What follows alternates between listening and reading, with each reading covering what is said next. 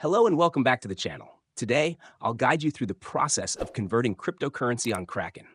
If you're using Kraken in 2025, this updated method will make it super simple for you to swap one cryptocurrency for another.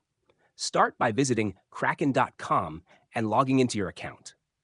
If you're new to Kraken and need help with registration, check out some of our other videos that walk you through setting up an account.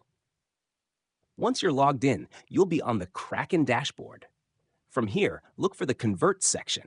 It's the easiest way to exchange cryptocurrencies without diving into complex trading features. Here's what to do. 1. Click on the Convert option in the middle of your dashboard. 2. Select the cryptocurrency you want to convert from and the one you want to convert to. 3. Enter the amount you'd like to exchange.